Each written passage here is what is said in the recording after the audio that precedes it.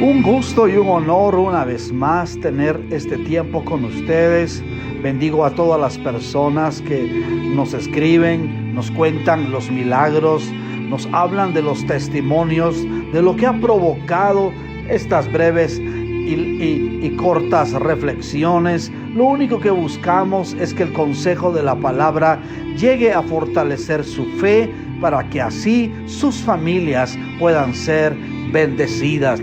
Estamos en la serie La Familia y hoy quiero hablar sobre esa parte o esa área de la familia que ha sido una de las causas de mayor desintegración de hogares, y es el tema de la economía.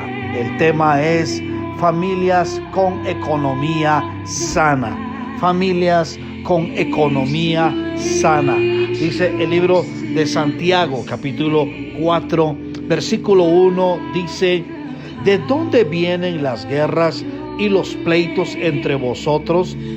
¿No es de vuestras pasiones las cuales combaten en vuestros miembros? Verso 2, codiciáis y no tenéis, matáis y ardéis de envidia y no podéis alcanzar, combatís y lucháis, pero no tenéis lo que deseáis, porque no pedís. La economía familiar es necesaria y urgente que pase por esos procesos de sanidad.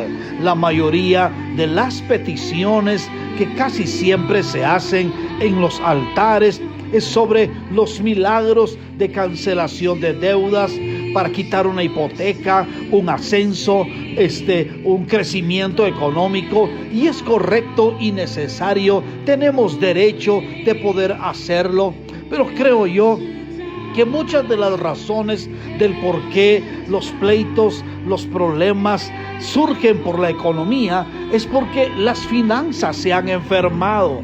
Muchos piensan que el dinero es felicidad, pero es mentira. El dinero no da felicidad, no da salud. El dinero no dará una armonía familiar. El dinero no une familias, pero es necesario. Es parte de la vida en esta tierra. Por lo tanto, amigos, hermanos, tenemos que aprender a ser buenos mayordomos de algo que hemos recibido de la mano del Señor. Y si somos buenos administradores, lo que Dios ponga en nuestras manos traerá bendición y no destrucción. Quiero que el día de hoy o esta hora usted medite en este consejo de la palabra del Señor, porque muchas familias cristianas, las finanzas han sido ocasión de enfermedades que han originado discordias, pleitos, disensiones, divisiones, hasta desintegraciones familiar y a veces hasta la muerte.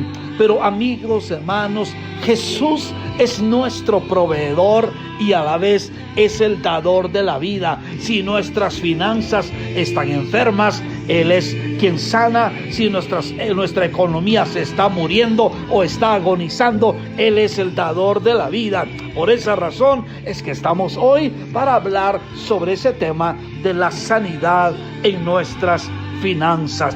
Antes de ver cómo sanar nuestra economía familiar, veamos en el texto que hemos leído, que nos habla Santiago, cuáles son las causas en nuestra vida y en nuestro corazón que nos llevaron a estar en situaciones económicas o financieras difícil. En primer lugar, Santiago hace una pregunta en el verso del capítulo 4, verso 1 que estamos leyendo. Dice: ¿de dónde vienen las guerras y los pleitos entre vosotros? Amigos, hermanos, una familia con finanzas enfermas es una familia que vive en pleito, es una familia en guerra, es una familia donde no hay paz, una familia donde el reproche, el reclamo, el mal carácter es el día a día. Eso ha hecho que se robe la paz, que se pierda la comunión, el deseo de estar compartiendo juntos. Por eso dice: ¿de dónde vienen los pleitos? ¿De dónde vienen las guerras? que están entre nosotros. Por eso es que es importante que nosotros entendamos, si las finanzas se han enfermado, debemos de descubrir de dónde viene esa enfermedad financiera. Veamos cuáles son las causas que nos han llevado a esta situación. Santiago dice: no es de vuestras pasiones las cuales combaten en vuestros miembros. Escuche, la pregunta es: ¿de dónde vienen las guerras y los pleitos? Y el libro de Santiago en el verso nos da la respuesta, porque dice: ¿acaso no es de vuestras pasiones las cuales combaten en vuestros miembros? ¿Qué ha hecho en nuestra economía familiar el enemigo? ¿O qué ha sido la causa que esté tan enferma nuestras finanzas? Veamos las respuestas. Dice: nuestras pasiones. Escuche, pasión en el diccionario significa sentimiento muy intenso que domina la voluntad y puede perturbar la razón. Se lo vuelvo a leer. Pasión, sentimiento muy intenso que domina la voluntad y puede perturbar la razón. Si Santiago dice de dónde vienen los pleitos y las guerras, y da la respuesta y dice: de nuestras pasiones. Nuestra pasión por la comida, nuestra pasión por la bebida, nuestra pasión por sobresalir más que los demás, nuestra pasión por la diversión, nuestra pasión por la ropa nueva, por los electrodomésticos, por los juegos de azar, por los viajes, por la vida placentera. Las pasiones, amigos, hermanos, son una lucha interna, las cuales, dice la Biblia, combaten en vuestros miembros. ¿Por qué razón? Porque es una lucha entre si lo compro o no lo compro, si lo necesito o no lo necesito. Pero es nuestra pasión que nos ha llevado a gastar más de lo indebido, a vivir por lo que queremos y no por lo que podemos. Aún dice el verso 2: codiciáis y no tenéis, matáis y ardéis de envidia y no podéis alcanzar. Lo segundo, que es la razón del por qué hay pleitos y guerras que nacen en nuestro corazón por las pasiones, es la codicia y la envidia. Codicia, dice el diccionario, apetito desordenado de riquezas. Envidia, tristeza o pesar del bien ajeno, sentimiento de malestar contra el que posee una cosa que yo no tengo.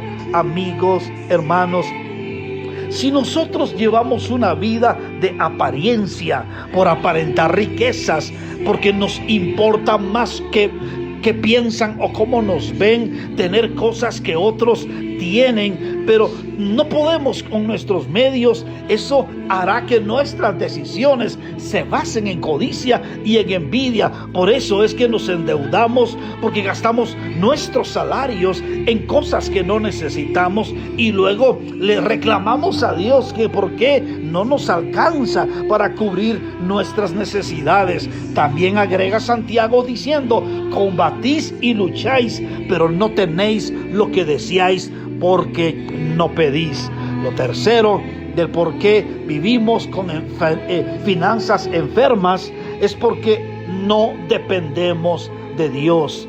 No rebuscamos de nuevo la presencia de Dios.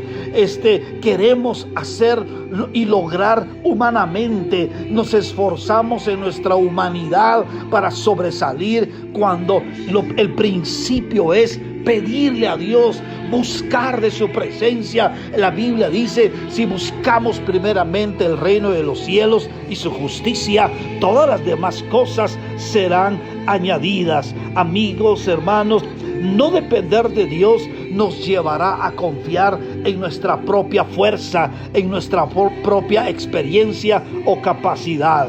Podríamos ampliar más este texto, pero quisiera que entráramos al punto de cómo nosotros podemos sanar nuestra economía. Ya vimos por qué se enferman, pero déjeme darle 3 consejos breves de cómo nosotros podemos sanar nuestra economía. Dice el Evangelio de Juan, capítulo 6, verso 1. Quiero que leamos esta historia que usted conoce.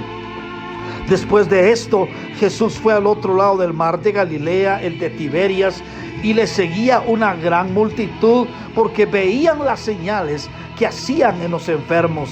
Entonces subió Jesús a un monte y se sentó allí con sus discípulos. Y estaba cerca la Pascua, la fiesta de los judíos. Cuando alzó Jesús los ojos y vio que había venido a él gran multitud, dijo a Felipe, ¿de dónde compraremos pan para que coman estos? Pero esto decía para probarle, porque él sabía, escuche, porque él sabía lo que había de hacer.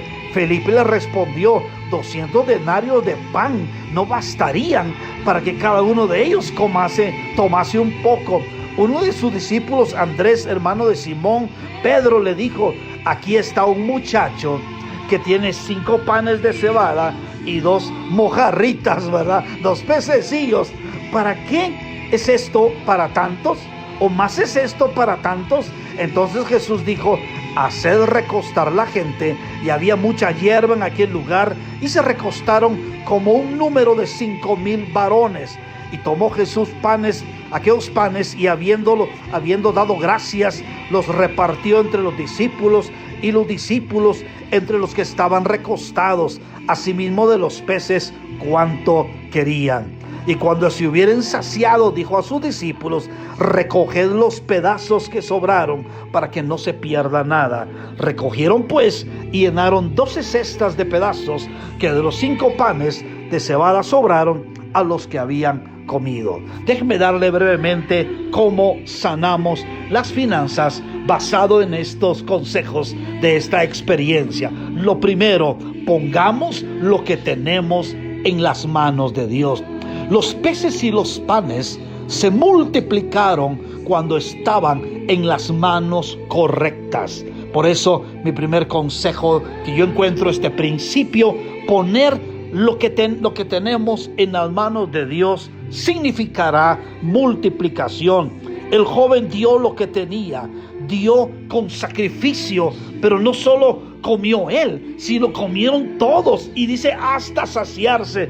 ¿Qué tenemos que hacer al escuchar este consejo? Tenemos que hacer que Dios tome control de todo lo que somos y lo que tenemos. Solo así Él tomará lo que tenemos como algo propio y Él lo multiplicará. Para que Dios tome control, amigos, hermanos, de nuestras finanzas, tenemos que ser fieles diezmadores, fieles ofrendantes. Debemos de ser generosos, dadivosos en el reino. Póngame en atención. Si no diezmo ni ofrendo, entonces no estoy haciendo que Dios se involucre en mi dinero. Si no tengo, porque hay gente que dice, es que por la pandemia o en la pandemia yo no puedo diezmar. Lo que estoy diciendo es, yo no creo que Dios me pueda bendecir en una pandemia. Si yo no creo que Él me sana, estoy diciendo, Dios no tiene el poder para sanarme. Eso sucede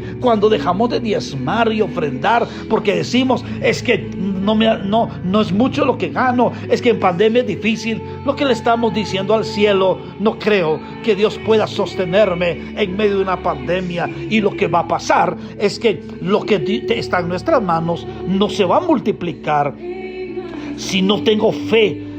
Si no tengo la fe, escuche, que Dios hará que el 90% en mis manos será suficiente, entonces yo no confío en que Dios quiera bendecirme y sanar mis finanzas. Mi primer consejo es, pongamos lo que tenemos en las manos de Dios. Seamos fieles diezmadores, ofrendantes constantes, generosos, fieles, y Dios multiplicará y reproducirá lo que nosotros pongamos en las manos de Dios. Mi segundo consejo, dice el verso 6, que Jesús lo que hace es que demostró un principio muy importante para la economía, y es ser buenos administradores.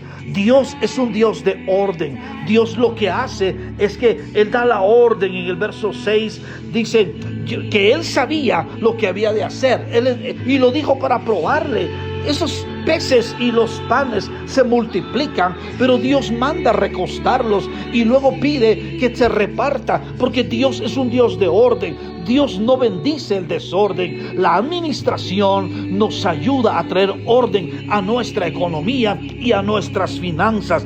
Dios no bendice a los desordenados. Por eso es que necesitamos ordenar bajo los principios de administración para que Dios pueda sanar nuestra economía. No podemos tener una economía sana si no tenemos un presupuesto familiar. No es que no alcance, es que no lo administramos bien. Para poder orar, el tercer principio que encuentro acá en este acontecimiento es que a Dios no le agrada el desperdicio o que se desperdicie la bendición. Jesús dijo: recojan, que no se pierdan nada. Todavía guardaron 12 cestas. Dice la palabra, no pierda de vista que eran 5,000 hombres. No menciona las mujeres y los niños, pero aquí está el principio de sanar las finanzas, y es cuando aprendemos a valorar lo que tenemos. ¿En qué cosas estamos desperdiciando lo que Dios nos da? En el exceso de uso de celulares, el descuido del uso de la energía eléctrica, la comida que se desperdicia, descuidos que salen caros en el hogar, el descuido de la salud, el maltratar un vehículo, el no cuidar la ropa. Eso va a hacer que estemos diciéndole a Dios: no me importa la bendición, y la descuidamos. Eso hará que se incrementen los gastos. Amigos, hermanos, les he dejado esos 3 consejos para sanar las finanzas. Lo primero, pongamos en las manos de Dios el control de nuestra economía, poniendo un diezmo y una ofrenda. Él hará que se abran los cielos, que se reprenda al devorador y que venga la sobreabundancia. Segundo, que seamos buenos administradores, trayendo orden a nuestra economía. Y tercero, cuidando que no se desperdicie lo que de la mano de Dios hemos recibido. Sanidad en nuestra economía familiar es el deseo de Dios para nuestra vida. Oramos. Padre, en el nombre de Cristo Jesús, te doy gracias por cada uno de los amigos que siempre apartan un tiempo para meditar en tu palabra. Que este mensaje produzca milagros financieros, que se sane la economía familiar, que todos puedan terminar este año, Señor, pagando deudas, cancelando deudas, liberándose, Señor, de todo compromiso económico a causa de las grandes bendiciones que tú traes a las casas. Bendice a cada diezmador, a cada sembrador, cada ofrendante, que cada uno de ellos vea como tú abres los cielos y bendices la vida laboral, la vida productiva, el negocio, la profesión, como tú, Señor, haces que se incrementen las bendiciones. Declaro en el nombre de Jesús que en estos días de fin de año no hará falta cosa pequeña ni grande, en todo tendrán abundancia.